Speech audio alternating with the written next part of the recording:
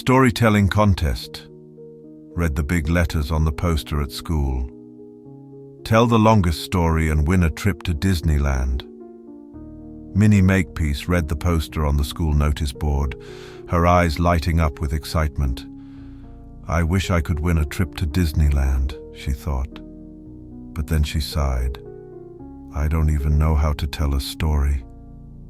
She walked away, but all day she couldn't stop thinking about Disneyland. That evening, Minnie talked to her dad. Dad, I want to go to Disneyland, she said. Mr. Makepiece chuckled. Sweetie, we can't afford a trip to Disneyland right now. We barely have enough for bills. Minnie quickly explained.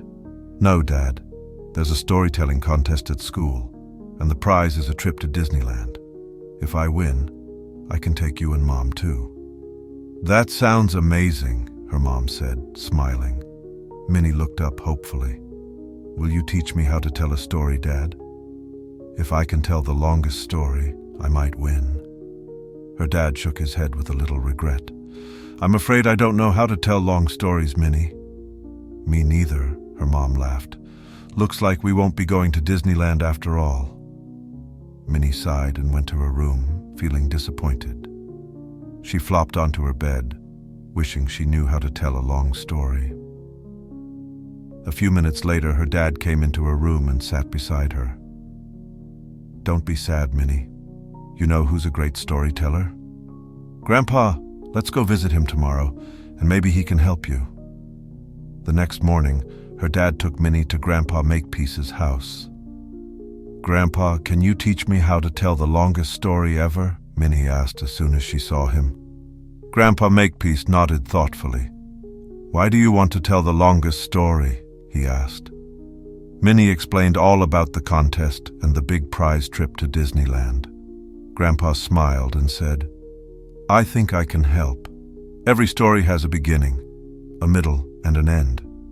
If you want to tell a long story, you just need a very long middle part. But I don't even know how to start, Minnie said. Don't worry. Let's work on it together, Grandpa said with a sly wink. When the contest day arrived, 6 other students told their stories before Minnie's turn. Finally, it was her moment. She stepped onto the stage and began. Once upon a time, a greedy king took all the sugar in his kingdom and locked it away in a giant storeroom.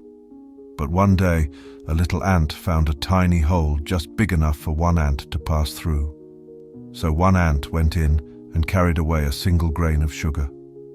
Then another ant went in and carried away a grain of sugar. Then another ant went in and carried away a grain of sugar. Minnie kept repeating, then another ant went in and carried away a grain of sugar, over and over. 1 hour passed, then 2. The headmaster, who was judging the contest, finally asked, When will the ants stop carrying grains of sugar? How much sugar is left?